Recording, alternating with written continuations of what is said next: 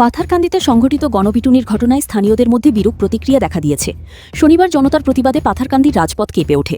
প্রতিবাদী মিছিলটি বিশাল মেগামার্টের সম্মুখ থেকে শুরু করে পাথারকান্দি থানায় যাবার পথে মাঝপথে আটকে দেওয়া হয়। পরে মিছিলকারীরা পাথারকান্দি সমজেলায় এসপি অনির্বাণ শর্মা ও থানার ওসি মানসজ্যোতি বড়োর কাছে স্মারকলিপি সমঝে দেন। এতে সিনিয়র এসপি অনির্বাণ শর্মা উত্তেজিত মিছিলকারীদের আশ্বাস দেন যে ন্যাক্কারজনক এই ঘটনার পর থেকে বসে নেই প্রশাসন। ইতিমধ্যে 4 অভিযুক্তকে আটক করে হাজতে প্রেরণ করা হয়েছে।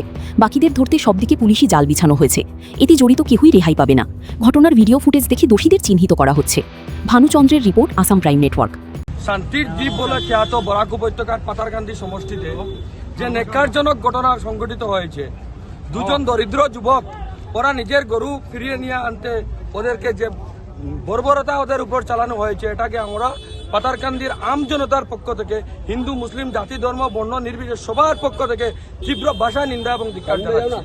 এবং আজকে আমরা এখানে জাতি ধর্ম বর্ণ নির্বিশেষে সবাই আমরা এখানে একটা শান্তি মিছিলের মাধ্যমে আমরা এখানের যিনি প্রশাসনিক আধিকারিক আছেন ওনাদের হাতে মেমোরান্ডাম তুলে দিয়েছি এবং 48 ঘন্টার ভিতরে যদি বাকি আসামিদেরকে গ্রেপ্তার করা না হয় এবং দৃষ্টান্তমূলক শাস্তি দেওয়া না হয় তাহলে পাথারকান্দির জমিনে বৃহত্তর গণ আন্দোলন গড়ে তোলা হবে।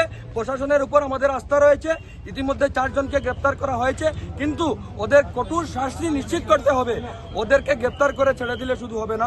সেই জন্য আমি মিডিয়ার মাধ্যমে প্রশাসনের কাছে দাবি জানাচ্ছি, আপনারা অতি সত্বর বাকিদেরকে গ্রেপ্তার করে আইনের আওতায় নিয়ে আসেন। ধন্যবাদ। যে ঘটনা হয়েছে অতি নিন্দনীয়, অতি বাজে। আর আমরা লগে লগে অ্যাকশন আরম্ভ করছি। ওইটা আমরা প্রথম রাত্রে 2 জনকে ধরছি, আরো 2 জন ধরছি, তারা ভিডিও বিচার করেন আছে।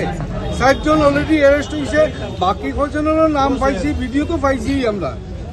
আমি কথা দিলাম জেলা প্রশাসনের তরফ থেকে, আমি পাথারকান্দি সমজেলার এসপি, আমি কথা দিলাম একজনেরও রেহাই দিতাম না।